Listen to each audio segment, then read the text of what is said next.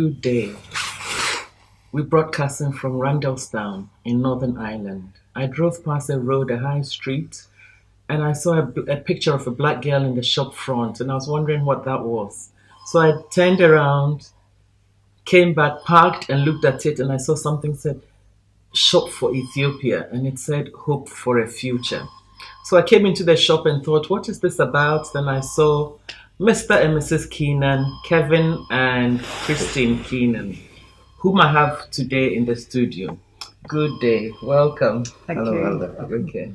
You have a project you're doing. Can you tell us a bit about your project? Okay. We have set up some projects in Ethiopia. Okay. And we've been involved there now for 10 years. Oh, wow. Okay. So we began, first of all, in 2007, and we began with nothing. But since that time, in 10 years, we now support 2 schools with 500 children in school. We provided education, but also we provide a daily meal because we work in an area of great poverty. We also have set up a new building to care for disabled people and also for the local youth of the community. So it's an ongoing project. Which part of Ethiopia is this in? It's in the south of Ethiopia. It's about 250 kilometers south of the capital, Addis Ababa. Okay. It's called Shashamane. Yeah, the name of the place is Shashamane. Shashamane. Okay. All right. Also, both of you have a profession. You did study something before this project started. So what is your profession, if you want to tell us, Christine? I worked for over 40 years for the health service. I worked first of all as a nurse in learning disability, and then in the last 20 years as a behaviour therapist, working mostly with children with autism, ADHD and behaviour problems. And retired now for just coming up in 3 years, but have been involved in the project from the very beginning in 2007. And Kevin, your profession? I also was a nurse. Okay. I met Christine when we were both nursing in the same facility. So I had some years as a nurse, and then I became a nurse teacher. And my last years I was a lecturer in nursing. But I retired almost 10 years ago. Okay, so you both have a nursing background. Yes. So it's a caring background, which you are transferring into Ethiopia people, caring for them as well, which is wonderful. It's been an amazing journey for us, and to go into education, children's education, was very different for us. Come from a nursing background and particularly working with learning disability. But had God led us into learning disability at the very beginning, or disabled children, I don't think it would have worked in Shashamane because of the people's perception of disability. So he led us into the schools, the education, which has been absolutely wonderful. And now 10 years later, we're now starting the project with the disabled children. Okay, you just said something, the people's perception of disability in that area. What is it about there? Children were hid away. Yes. We didn't see so many children with disability. They felt them as a slight on their family, a disgrace on their family. And the first young boy that we worked with, his mother carried him for 3 miles, tied to her back, looking for us to help her. A young boy called Barakat. We took him out of a wheelchair, started to work with him, and discovered that this child had a cerebral palsy only. We thought he was severely disabled, but he had a cerebral palsy. And he's doing wonderfully well. He now goes to school. Other parents then picked up on that.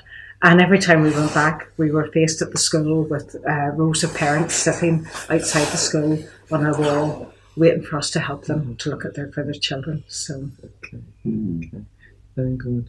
Kevin, I came in one day to the shop and you invited me to a tea party, which your wife was holding at home on a Saturday. And I was surprised that me being black, you invited me into your home. So I thought I really needed to know more about your family. Do you have a religion? Do you have...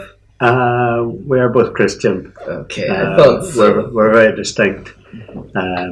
We prefer to say we are non-denominational Christian. We both came from different backgrounds, but over the years we've been doing what we believe God wants us to do. The project in Ethiopia began because we were prompted, we believe, to do it. But also, as well as our projects in Ethiopia, we also like to connect with our community here.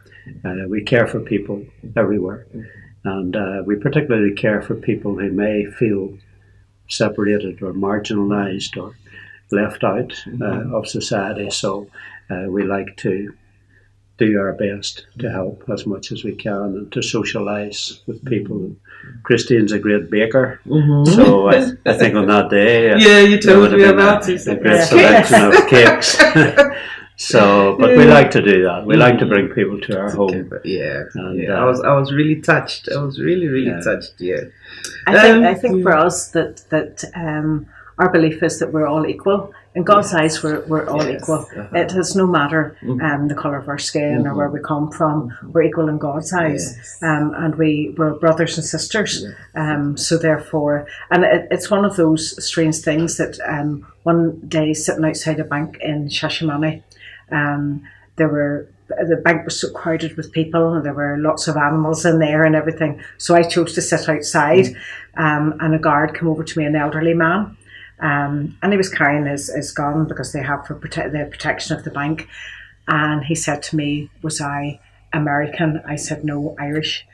And he said, you white, you up here? Me black, I'm here. Oh. And I could have cried. And I said, no. I said, your blood is the same colour as my blood, so we're equal. We're equal. We're the same, exactly the same.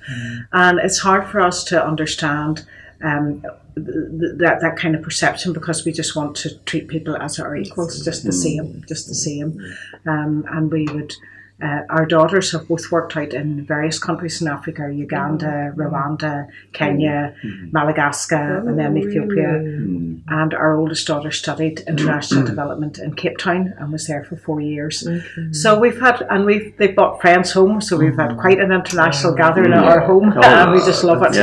We love it. Yeah. That's lovely. Whenever I come into the shop, I find your staff are so respectful, so not discriminatory. They are so lovely. They are so warm-hearted. Do you teach them anything extra in customer services or anything of that sort? Because I really commend your staff. I mean, they are wonderful. I think it's just Randallstown people. Okay. They just like people. The Randallstown. It is a town that has welcomed lots of migrants into the town, and they've been very working alongside each other.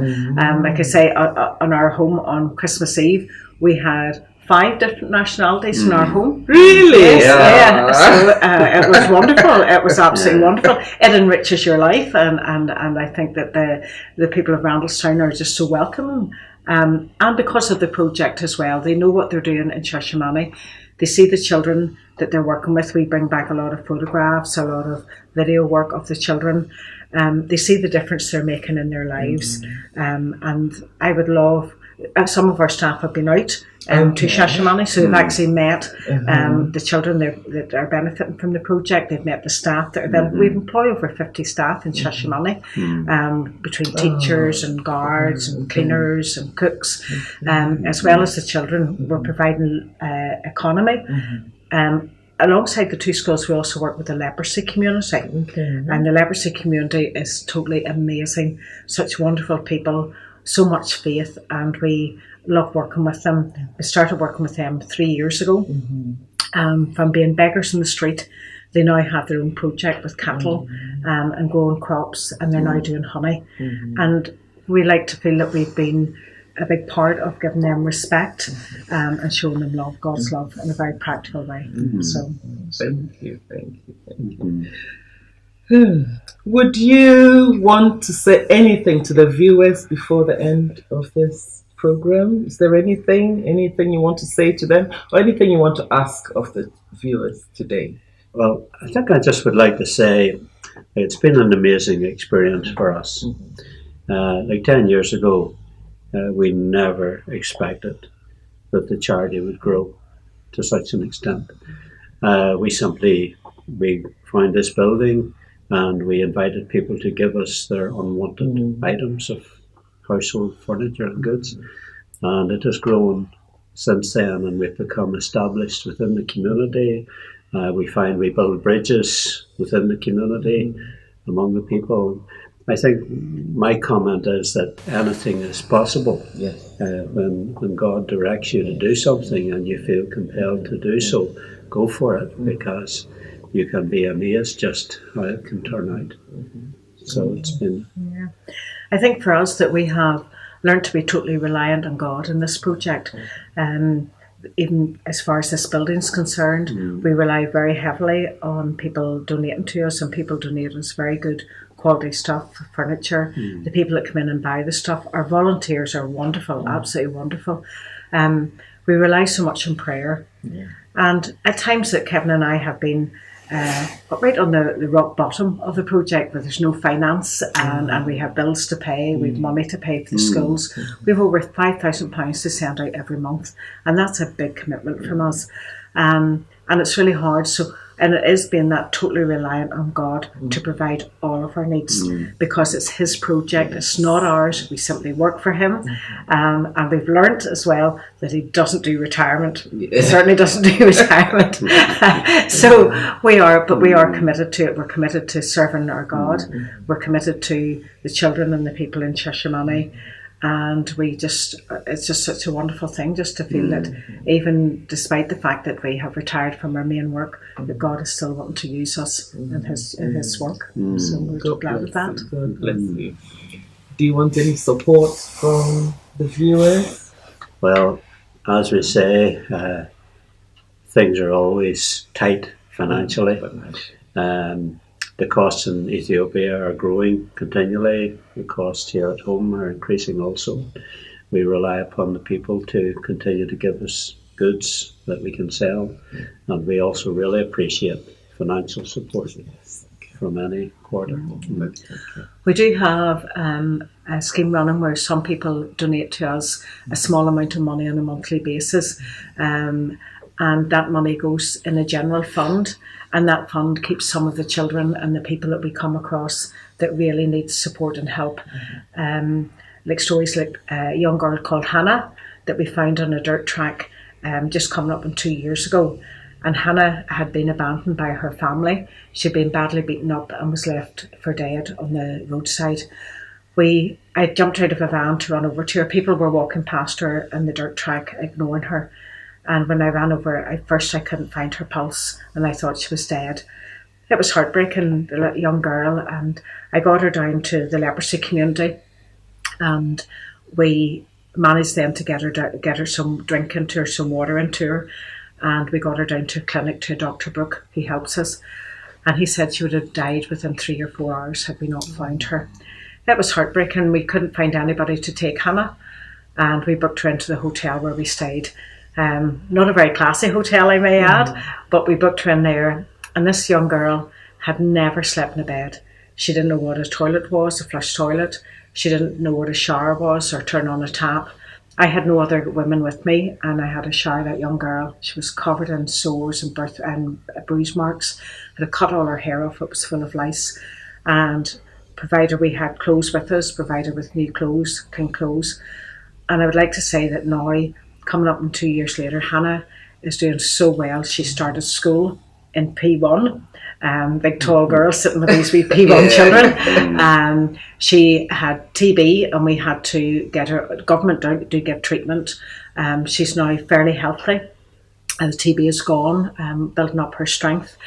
She's looked after by our manager, Miniakel, and his wife Ada, and she is doing really quite well. But she's supported through the general fund. And we would have so many stories of children that are supported through our general fund, children that really need that extra help, children that are abandoned by their families, children that are orphaned, and that we, the charity, would try to support those children and bring them into school and provide them with living place and food. So the general fund is something that we would encourage people to provide whatever they can. £5 a month, £10 a month, that's all it takes. But that general fund builds up, and it enables us then to work with children with real desperate needs. Hope And in prayer the- support. Of Okay. course, please, Yeah. prayer support. We need Prayer, prayer yeah. support for Kevin and I Yeah. to give us the energy, the strength to keep this all going, to balance it all up. It's hard. We work so many days in a week. Kevin's working full time. I'm in the shop maybe 3-4 days a week. I don't have a salary, which is fine. That's what I prefer that way. But it is hard going, trying to balance up family life, everything else, your commitments, and trying to keep such a big place operating and going, and relying very heavily on our volunteers. So just prayer for us as well, that God keeps us healthy and strong, and keeps us focused on what's important. Okay, thank you so Thank much. you. I know you're so busy, but thank you for your time, taking thank this you. time to come in and speak to us. This is Hope and a Future, a charity shop in Randallstown, Northern Ireland, UK. We will put the address down on the screen and the phone number and the charity's bank details. So anybody who wants to donate to them, you are very welcome. Remember them in prayers as well. They need the spiritual uplifting as well. Thank you very much, viewers. Thank you. Thank you. Thank you.